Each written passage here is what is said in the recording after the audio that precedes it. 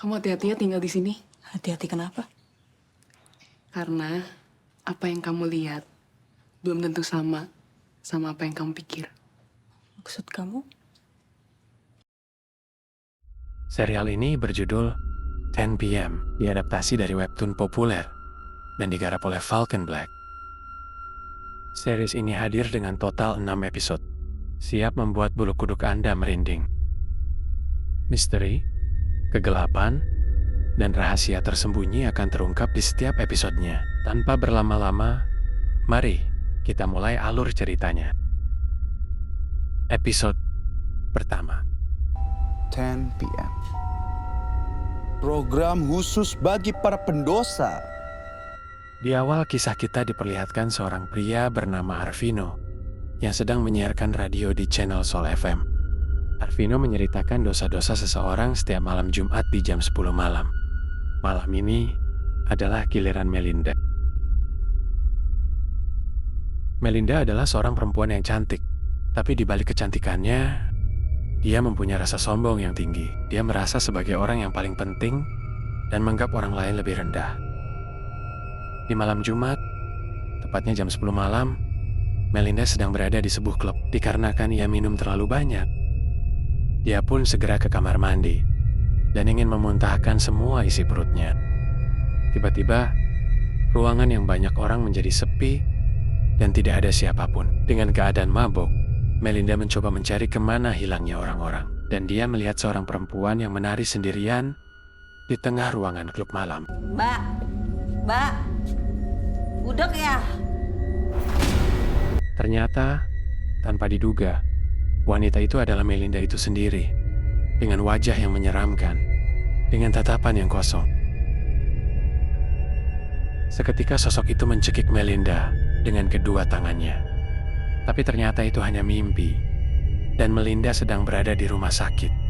Kejadian itu terlihat oleh Lisa, dan Lisa mencoba memanggil seorang suster, akan tetapi seperti terhalang sesuatu yang membuat suaranya tidak bisa keluar. Lisa segera menekan tombol darurat, sehingga suster menyadarinya bahwa ada pasien yang membutuhkan bantuannya di saat itu. Permisi.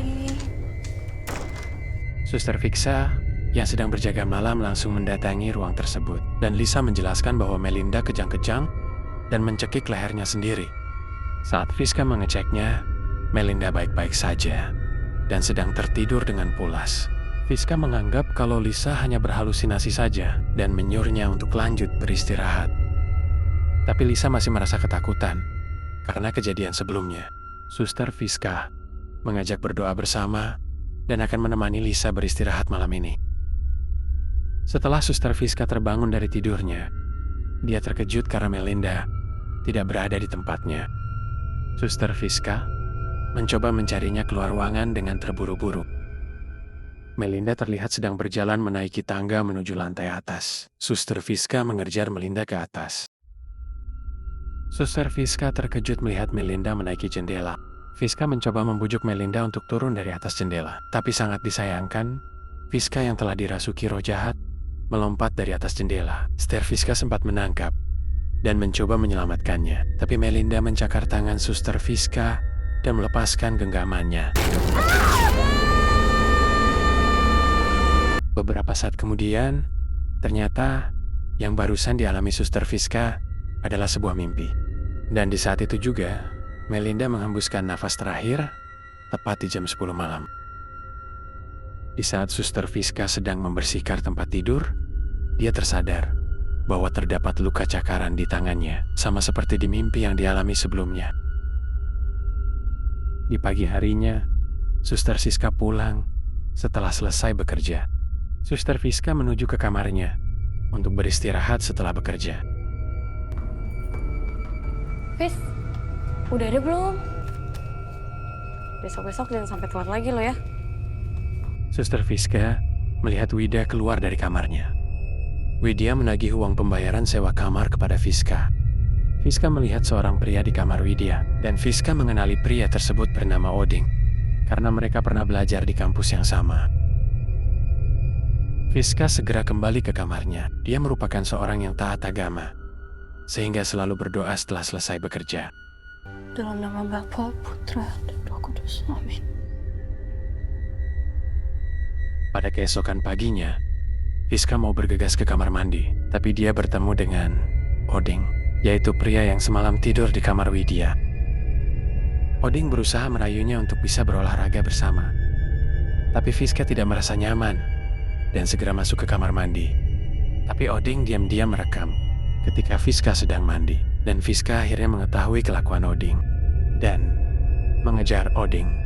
Fiska mencoba menghapus video rekamannya, tapi Fiska sebagai perempuan tidak bisa berbuat banyak.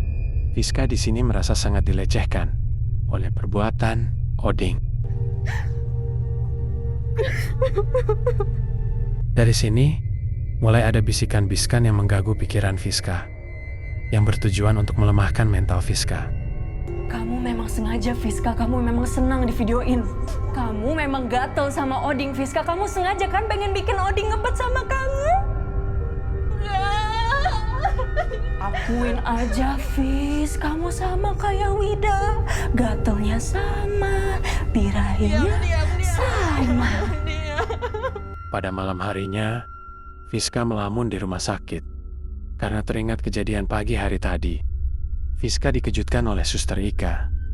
Ika memberitahu bahwa sekarang adalah giliran Fiska untuk berkeliling. Ketika itu, hampir jam 10 malam, Fiska mengecek kamar Lisa dan melihat Lisa sedang tertawa sendirian. Kemudian Lisa memberitahu bahwa ia sedang tertawa bersama Melinda. Fiska terkejut karena melihat arwah Melinda yang telah meninggal. Tiba-tiba Melinda menusukkan jari ke telinga Fiska. Fiska dibangunkan oleh Ika, dan semua kejadian itu seperti hanya sebuah halusinasi. Fiska menangis karena ketakutan. Fiska baru sadar jika Lisa telah dipindahkan ke kamar lain setelah kematian Melinda sebelumnya. Kemudian, Fiska tidur di kamar Lisa untuk menemaninya. Ketika jam 10 malam, tiba-tiba terdengar suara radio berbunyi. Welcome to Soul FM. Selamat datang di program istimewa 10 PM. Pada siaran kali ini, yang menjadi targetnya adalah Fiska, karena Fiska sedang dalam keadaan bimbang dengan dirinya.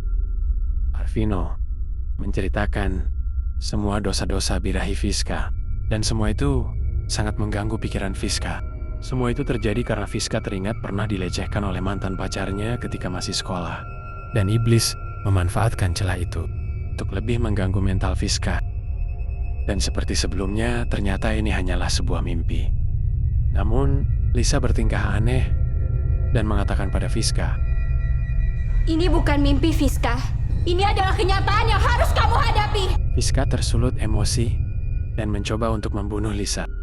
Untung saja Fiska segera tersadar sebelum Lisa beneran meninggal.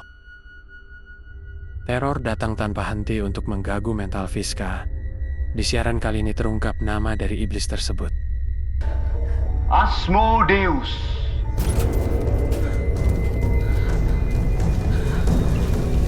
Setelah mengetahui itu, Fiska ketakutan dan mencoba untuk keluar dari kamar mandi. Fiska mencoba berbagai cara, tapi tidak ada yang berhasil. Tiba-tiba ruangan itu kembali tenang, dan semua gangguan itu tidak terlihat lagi. Ketika Fiska mau membuka pintu, ternyata pintu itu terkunci, dan Fiska mendengar suara Lisa dari kamar mandi. Dan Fiska melihat Lisa ada di ruangan tersebut. Akan tetapi,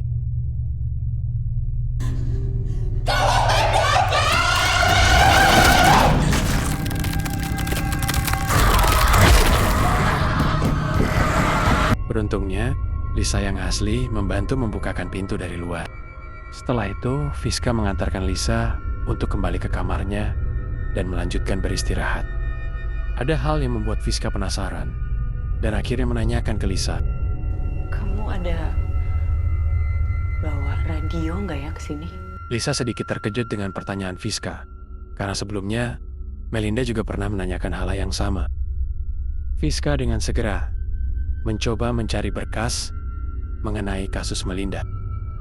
Pada keesokan harinya, Fiska kembali ke kamarnya untuk mencoba memeriksa berkas Melinda.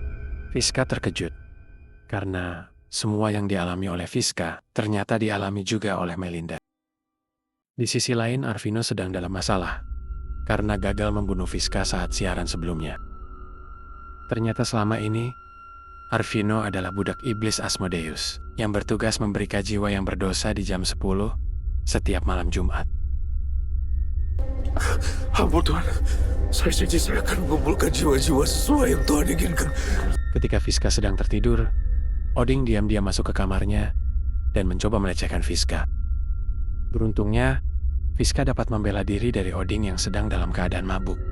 Kesempatan itu tidak disia-siakan oleh Fiska untuk menghapus video ketika dia mandi. Dengan semua kejadian yang Fiska alami, membuat dia tidak betah tinggal di sini. Akhirnya, Fiska memutuskan untuk pindah dari tempat itu dengan segera.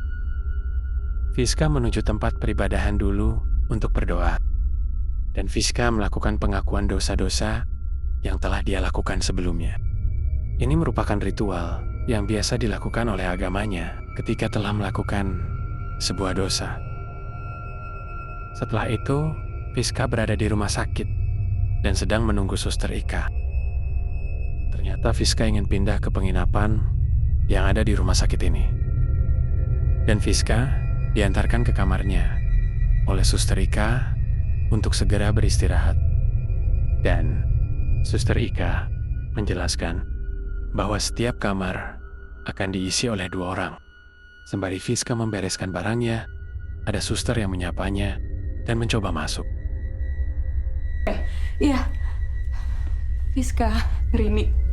Suster Rini sebagai senior di sini berniat menyambut Fiska, dan dia juga memperingatkan sesuatu kepada Fiska. Kamu hati-hati ya tinggal di sini. Hati-hati kenapa? Karena apa yang kamu lihat belum tentu sama apa yang kamu pikir. Maksud kamu? Dan tiba-tiba, Fiska kedatangan teman lamanya ketika menuntut ilmu bersama. Astaga, kamu sekamar sama aku? Mereka belum ngomong apa-apa soalnya sama aku. Fiska senang karena bertemu dengan teman lamanya. Tapi ada hal yang aneh di sini. Harusnya satu kamar itu ditempati oleh 2 orang, bukannya 3 orang. Bertiga sama siapa? Kan kasurnya cuma 2. Dan tiba-tiba suster ini yang ada di samping Fiska menghilang dengan sendirinya. Dan Martha mencoba menenangkan Fiska yang sedikit panik. Fiska melihat Rini di depan pintu. Dan Fiska pingsan seketika setelah mengetahui Rini bukanlah manusia.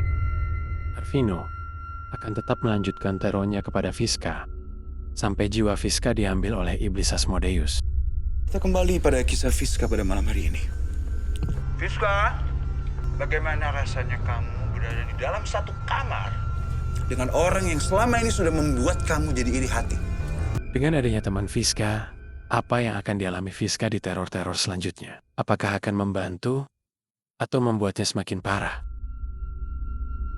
Tunggu kelanjutannya di episode kedua. Jangan lupa like dan share agar kami makin semangat untuk upload alur cerita film kesukaan Anda.